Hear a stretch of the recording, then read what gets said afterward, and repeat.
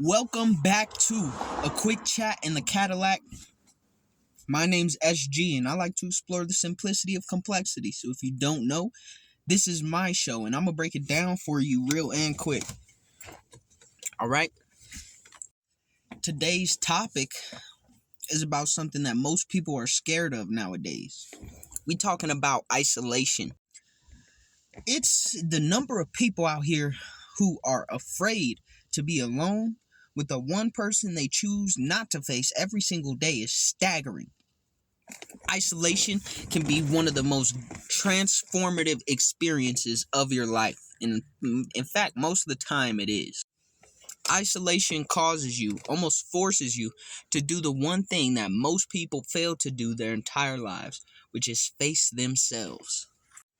That's right, the person that you're running from most, it ain't your dad, it ain't your mom, it ain't your friend, your enemy.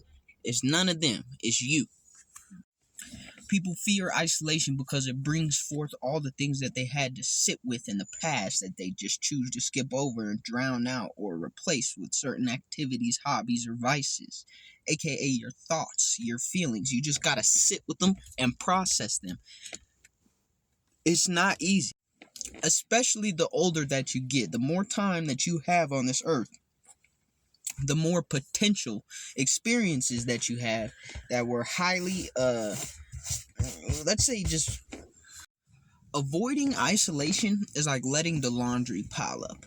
It's a very simple example because all the things that you've done, felt, seen, heard during the time periods where you were up and around, moving about, trying to avoid your thoughts and yourself, they're gonna pile up like that laundry pile, and eventually you ain't gonna have no clothes to wear, and everybody sees you for who you are because you don't spend any time in isolation.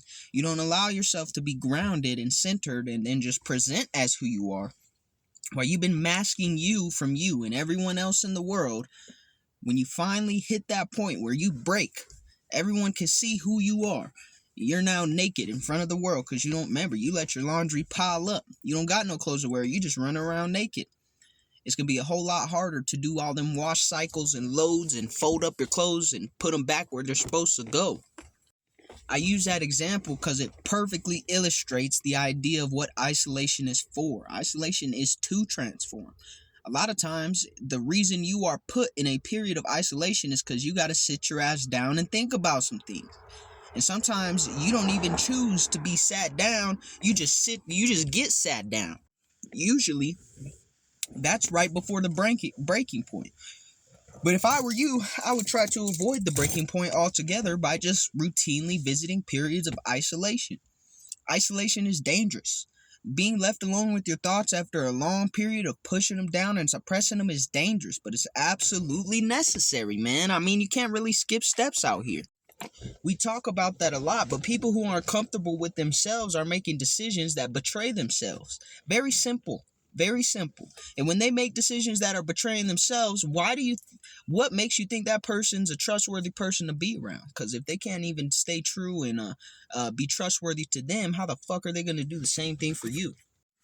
People will sit in isolation and, feel all the feelings, feel all this backlash, all this shit that's been piling up and suppressed, and immediately jump to depression. And while I understand, believe me, I understand, it's an important part of the process because first, in order for you to process all the things you've experienced, you have to grieve a lot of times all the things you've experienced. And that's why isolation is so important. And if you're a person who routinely visits isolation, it gets to a point, I think, what's his name? Tom, starts with the L. The actor, British guy, his name's Tom. But anyways, he talks about how it's dangerous to start spending time alone. Because once you do, it'll be more difficult to stop. Once you make peace in isolation with all the things that you've been through since the last time you were able to sit down, take a breather, and process things, it's very difficult to open yourself back up to the world because you're opening yourself back up to things that disturb your peace potentially. And so would you rather just be peaceful all the time and be a hermit and never do anything, or go outside and potentially risk a whole new grief, a whole new grievance for you to experience? Most people are going to choose the isolation if they feel too comfortable. But you also don't, there's a lot of things that you'll miss out on that are positive. Things that you could enjoy, experiences, people you can enjoy, even if not forever, at least temporarily. So while isolation is very key to transformation, it's not the only step, and you shouldn't treat it like it is. I know. I know it's tough. There's a lot of noise in today's day and age, right? There's a million ways for you to distract yourself. But sitting alone in peace is so refreshing. It's like it's a weight off your shoulder. And if you're in an environment right now where you're incapable of doing that, then I encourage you to find a way to get somewhere where you can. Whatever it may cost, it's probably going to be worth it at the end of the day, because why would you just sit here with all this suppressed emotions feeling? It's like, let me think of what I'm trying to say. Think about it like this. There's a grief monster. Right? Every single one of us walking around on this planet lives with a grief monster. And the grief monster just gets fed and fed and fed, and the grief monster starts to get agitated. For all the shit that you go through and you don't process, you don't digest it, that grief monster will eat all that grief, and it starts to get agitated. At some point, if you don't digest it, if you don't let that grief monster process all this grief that you've been through, you're going to explode. Okay, that grief monster is going to explode, and you're going to end up doing some shit that you had no intention to do in the first place. And I'm going to be honest with you, probably not going to pan out well for you or anyone else who's involved. Again, another reason why isolation is key, because it grants you the time to process those things so you can recenter and refocus and get back to a place of peace where you can now step back out into the world as this transformed version of itself. Two butterflies don't go in the same cocoon, or two caterpillars don't go in the same cocoon. They need that isolation to completely transform into something arguably way more beautiful, or whatever you want to say about butterflies. But the example in nature is very clear. In order to do things that transform you at a almost molecular level, you need time and isolation, at least temporarily, to make sure that your transformation is uninterrupted.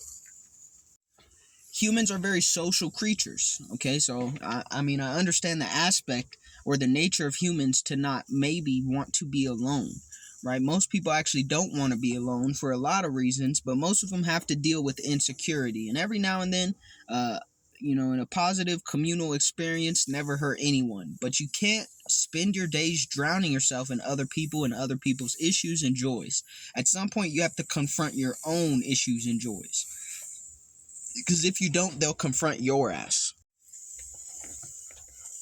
Again, it's a delicate balance though, right? You can't spend forever in isolation. You'll never experience a thing. But if you experience everything and never go into isolation, it's all going to bubble over at some point, and you're going to have to take a long seat. All right, that long seat usually ends in 4 gray walls made of brick and stone and metal bars and shit, and people beating up on each other and doing all kinds of horrible things in a place called prison. If you don't want to end up there or in a pine box with 6 feet of dirt on top of you, I recommend that you start exploring how much isolation can benefit you.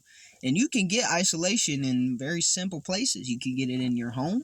You can get isolation in nature. You could get isolation in a room full of people if you really try hard enough.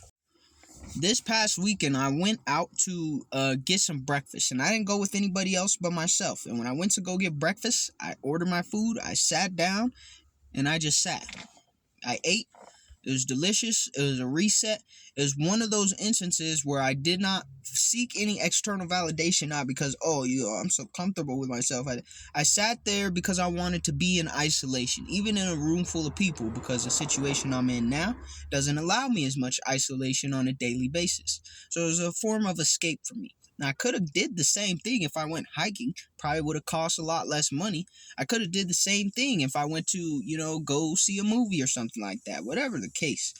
Isolation is not, there's no predetermined set of rules for isolation other than the fact that you need to be able to sit with yourself and process some things. And when you do, you'll feel better for it. All right. Once you practice and develop the muscle of both going into and exiting isolation at appropriate times so that there are no, drastic consequences to your actions, you will be able to ground yourself pretty simply, sometimes even within a matter of seconds. And that's something that's very important for you and for your growth. So I recommend you stop running from isolation if you are, and if you know how to use it, I'm proud of you. I'm glad that you do, and I wish you the best in continuing to do so. Peace.